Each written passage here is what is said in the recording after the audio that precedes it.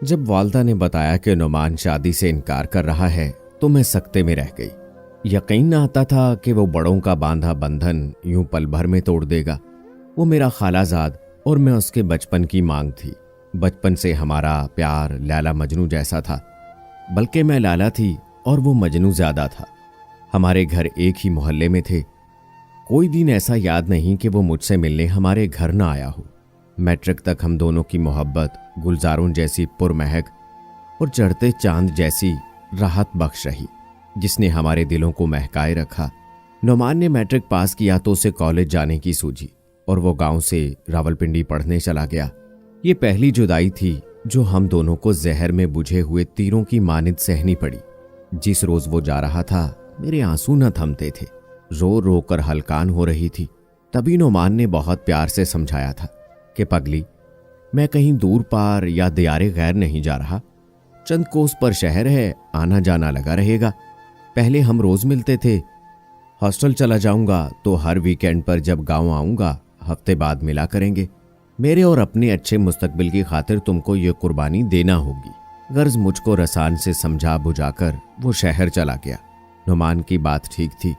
उसका अच्छा मुस्तकबिल तालीम से और मेरा अच्छा मुस्तकबिल उसके साथ वाबस्ता था। मुझको सब्र से काम लेना ही था। मैं बेसब्री से हफ्ते के 5 दिन बाद जुदाई की सूली पर गुजारती। हर जुमे की शब को वो आ जाता। यूं हफ्ता इतवार मेरे लिए ईद के दिनों जैसे हो जाते। इतवार की शाम को वो फिर से रावलपिंडी कूच कर जाता था। चंद माह इसी तरह मेरी जिंदगी के दिन जलते बुझते बल्ब की मानित गुजरे, मगर उसके बाद घर लौट आने का मकसद बढ़ता गया। यहां तक कि 1 माह बाद गांव आने लगा। हैरान थी, ऐसा क्यों?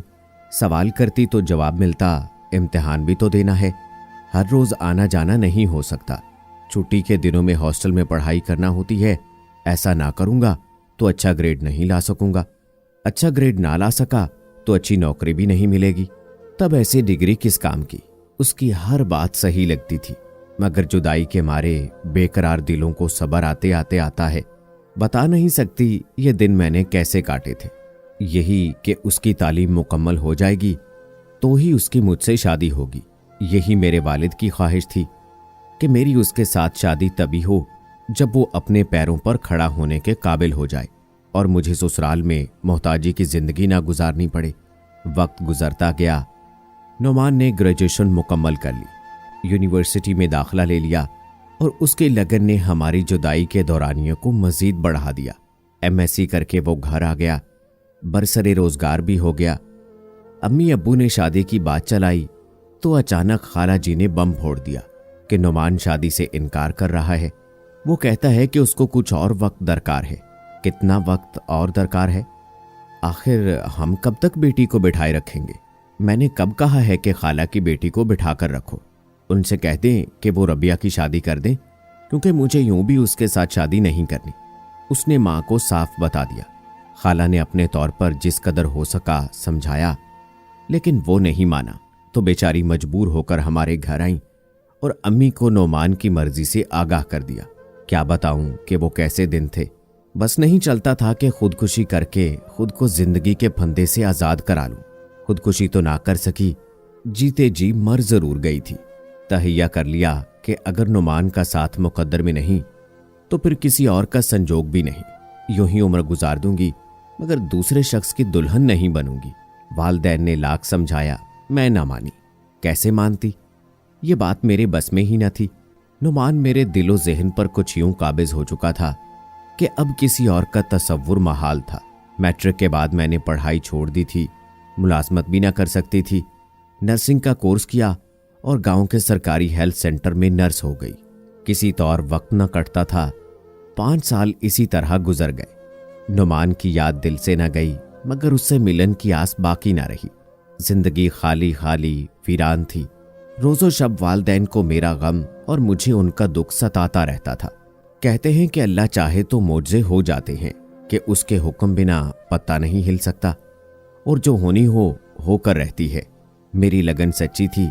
खालिक को तो मुझ पर तरस आ गया। अम्मी बीमार थीं।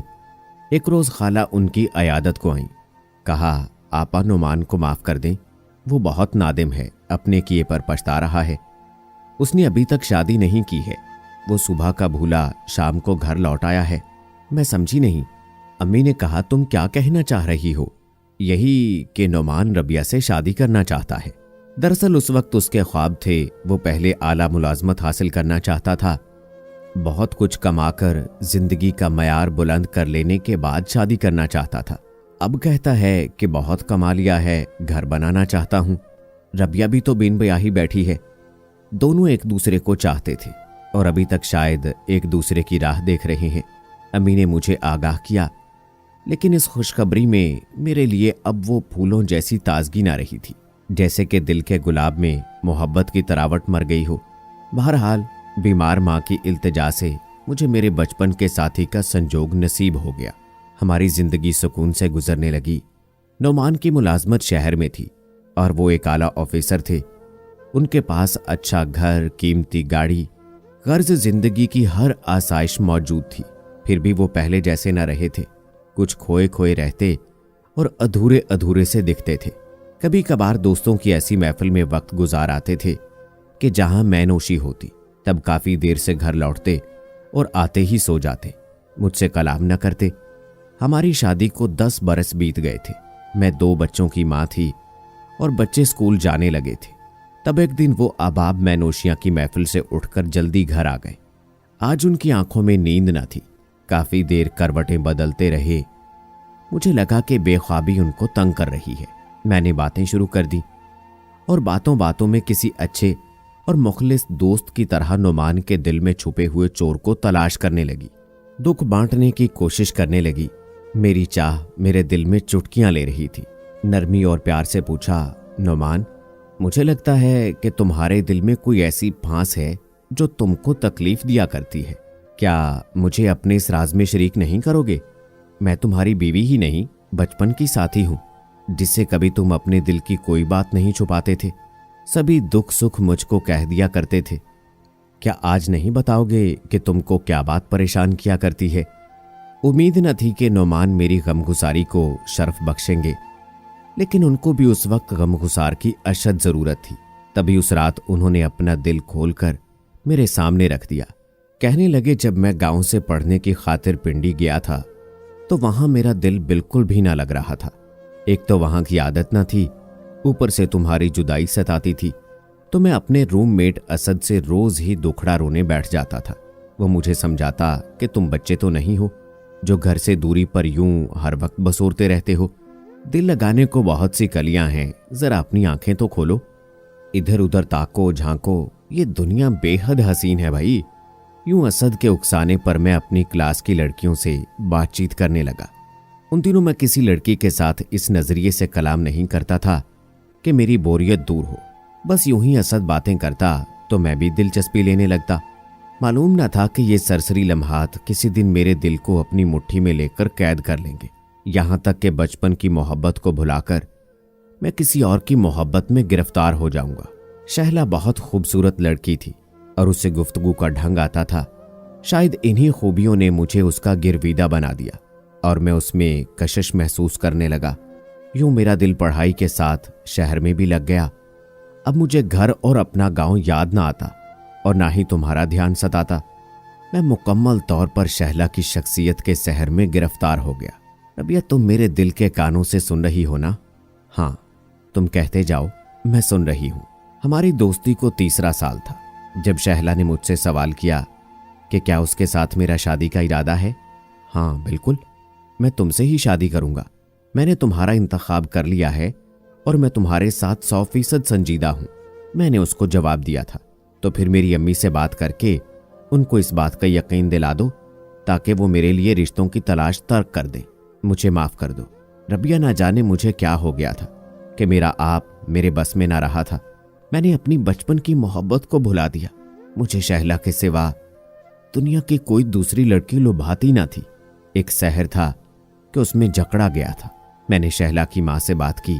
वो बोली, ठीक है, मुझे इत्मीनान हो गया है, तुम दोनों बीएससी मुकम्मल कर लो तो अपने वालिदैन को ले आना, मैं रिश्ता मंजूर कर लूंगी। उनकी इस बात से मैं दबक गया क्योंकि जानता था कि अम्मी या तो इस शादी पर राजी ही ना होंगे। सोचा साल बाद देखी जाएगी।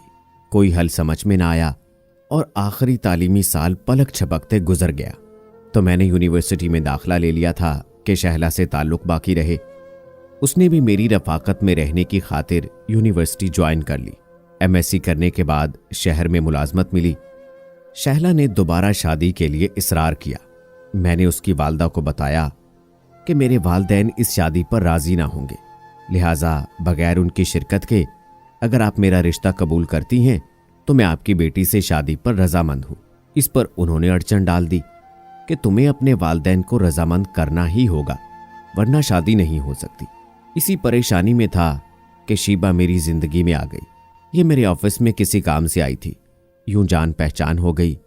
शहला की परेशानी को भुलाने के लिए उससे फोन पर बातें होने लगी और हमारी दोस्ती हो गई। उधर शहला से सब्र नहीं हो रहा था कि वो मुझको तंग करने लगी कि अपने वालदैन को रजामंद करो और अब हमारी शादी में देर ना होनी चाहिए वरना वालदा मेरी शादी कहीं और तय कर देंगी। जबकि ये मुमकिन ही ना था। मैं क्या करता, लाचार था। शहला और उसकी माँ मेरी मजबूरी को समझ ना पा रही थी। बिलाखिर मैं उनके तकाजे से इस कदर तंग आ गया कि उनसे जान छुड़ाने को जी चाहने लगा। शहला रोज मेरे दफ्तर में आकर बैठ जाती। मेरी दफ्तरी कारकर्दगी पर भी असर पड़ने लगा। तब एक रोज मेरे साथी ऑफिसर ने कहा कि यार तुम तो बड़े मजे में हो, हर रोज ये हूर तुम्हारे दर्शन करने आ जाती है और तुम हो कि इसके साथ ना जाने कौन से बहाने बनाते रहते हो। एक हम कम नसीब हैं कि बोरियत की इंतहा हो गई है और अभी तक कोई परी चेहरा माइलबा करम नहीं हुई। मैंने उसको बताया कि कॉलेज के ज़माने से जान पहचान है, लेकिन अब मामला इस मोड़ पर आ गया है कि हमारे रास्ते जुदा होने को हैं। कॉलेज की ज़िंदगी और अमली ज़िंदगी के दौर में फ़र्क होता है। अमली ज़िंदगी इंसान के ख्यालात को बदल देती है, मगर ये बात शहला नहीं समझती। मेरे वालदैन ने मेरी मंगनी जिस लड़की से की है वो मेरी खालाजाद है, क्योंकि वो मेरी शादी शहला से राज़ी करने पर राज़ी ना होंगे और उनका इसरार है कि हर हाल में वालदैन को लाओ। जो चीज़ मेरे बस में नहीं कैसे करूं? बहुत समझाया मगर ये नहीं समझ रही, बल्कि गुमान करती है कि चूंकि शादी से गुरेजा हो तभी वालदैन की नाराज़गी को बहाना बना रखा है। सच बात तो ये है कि अब मैं शहला से शादी करने की बजाय उसे पीछा छुड़ाना चाहता हूँ। रियाज बोला, इस बार शहला आए तो मैं समझा दूंगा। मैंने जवाब दिया, ठीक है। शहला आ गई। मैं काम का बहाना बनाकर ऑफिस से चला गया। मैंने रियाज का तारुफ शहला से करवा दिया।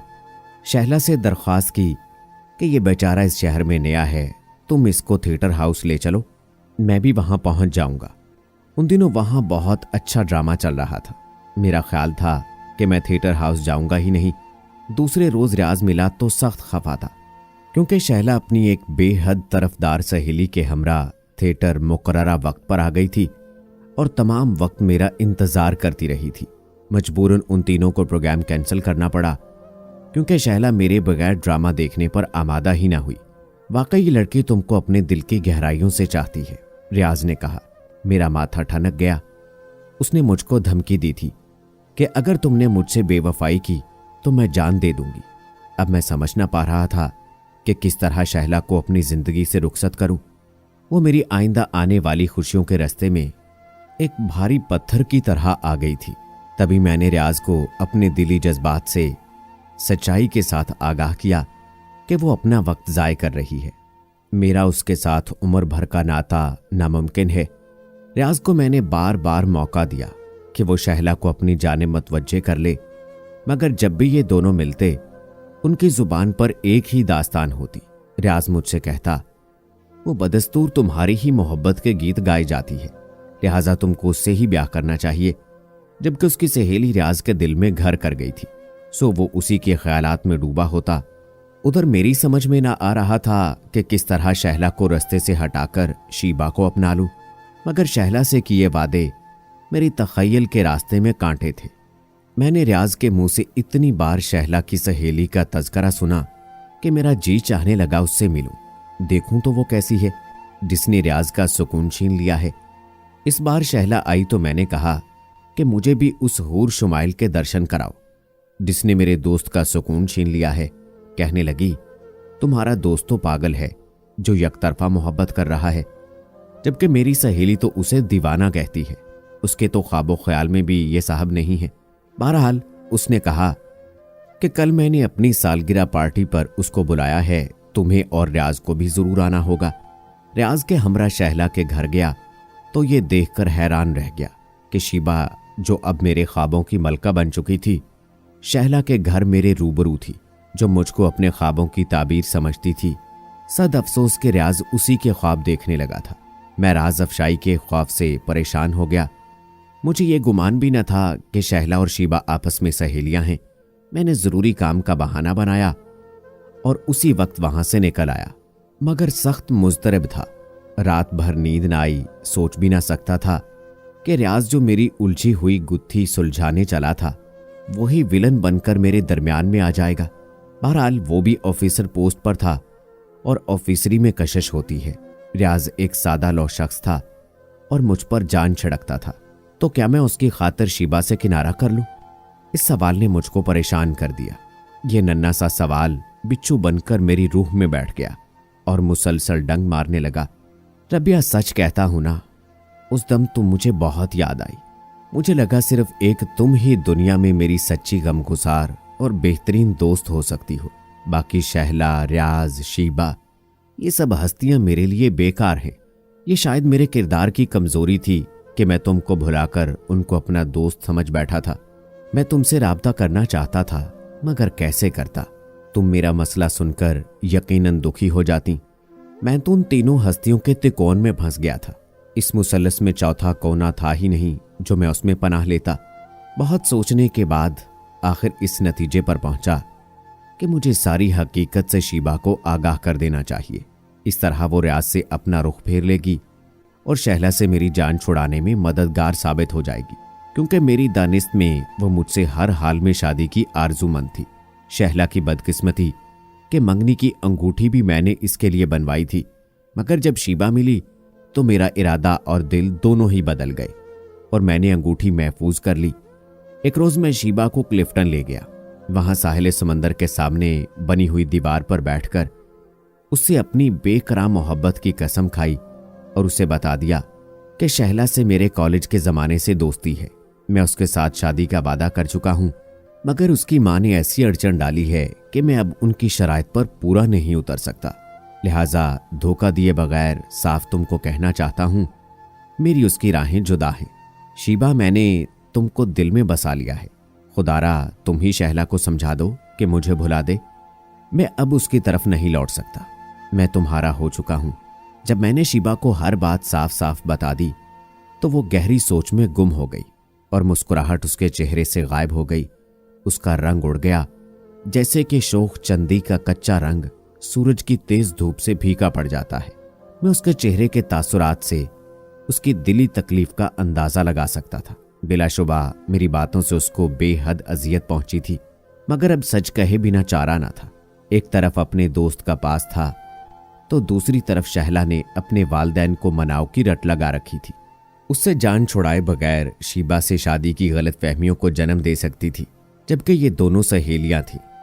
कुछ देर की खामोशी के बाद बिलाखिर शीबा लब कुशा हुई, कहने लगी, नौमान, फिक्र ना करो, सब ठीक हो जाएगा।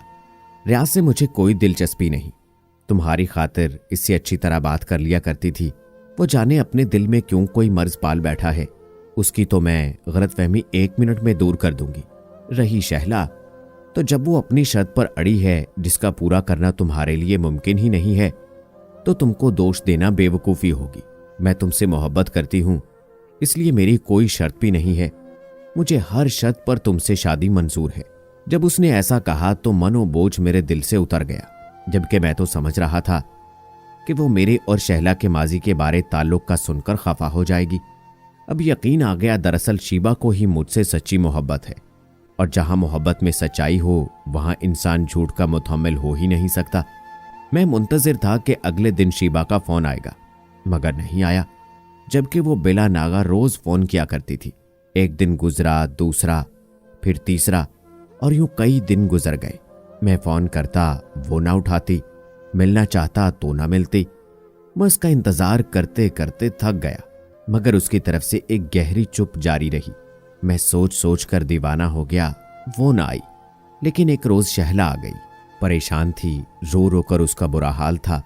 आंखें सुर्ख, आते ही मेरी मेज पर सर रखकर हिचकियों से रोने लगी।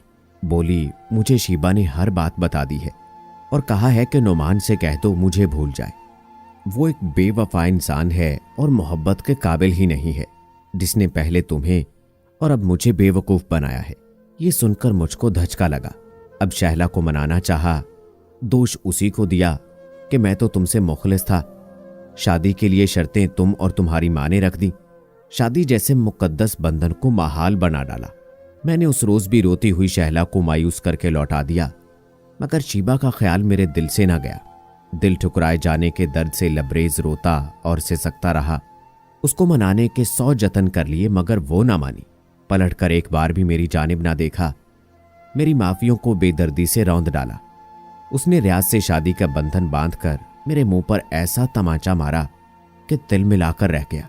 रियाज से मुझे कहलवा दिया कि अगर तुम में जरा भी इंसानियत है तो अपनी मंगेतर रबिया को जाकर मना लो और उससे शादी कर लो। वो वफा की पुतली जो अभी तक तुम्हारे इंतजार में बैठी तुम्हारी राह देख रही है, उससे अच्छी लड़की तुमको और ना मिलेगी। अब मुझको इल्म हुआ कि मैंने राज दिल शीबा से कहकर गलती नहीं की। औरत तो इस बात को बर्दाश्त कर ही नहीं सकती, मगर उसने एहसास दिलाया कि मैंने ना सिर्फ शहला पर बल्कि तुम पर भी कितना बड़ा सितम ढाया है। तुम दोनों को भी मेरी चाहत यूं ही तड़पाती होगी जैसे मुझे शीबा की चाहत ने तड़पाया। तब मैंने तुम्हारी तरफ लौट आने का फैसला किया, क्योंकि मुझे यकीन था कि तुम मुझको नहीं ठुकराओगी। मुझ टूटे हुए गमजदा दिल इंसान को तुम्हारे सिवा कोई और सहारा दे भी नहीं सकता था। तुम ही वो वाहिद हस्ती हो कि जो मुझे दुख के इस जहन्नुम से निकाल सकती थी। सो मैं एक हारे हुए जुआरी की तरह लौट आया और तुम्हारी तरफ प्यार का हाथ बढ़ा दिया। सद शुक्र कि तुमने मेरे बढ़े हुए हाथ को झटका नहीं। तुम्हारे सामने मैंने आज अपने दिल की फांस निकाल दी है। अब चाहे मुझे माफ कर दो या सजा दो। मैंने कहा, नुमान, तुम मोहब्बत को एक बहुत आसान खेल समझते थे कि जब जी चाहा खेला, जब जी चाहा इस बसात को लपेट दिया।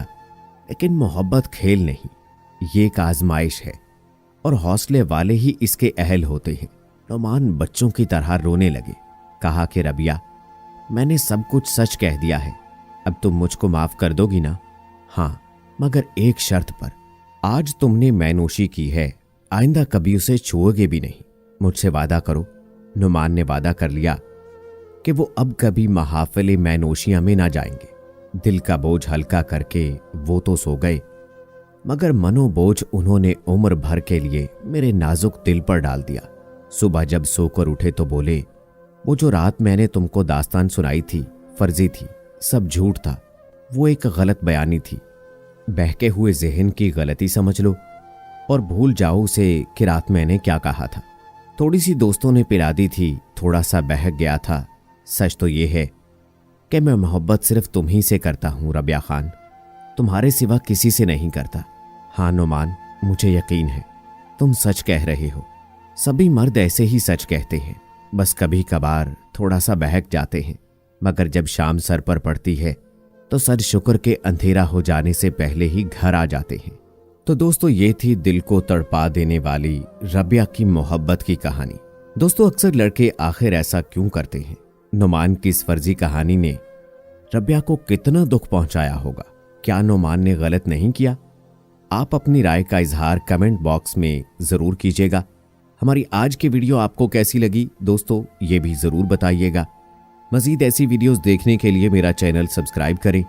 अगली वीडियो तक अपने दोस्त राव कमर रिजवान को इजाजत दें। अल्लाह हाफिज।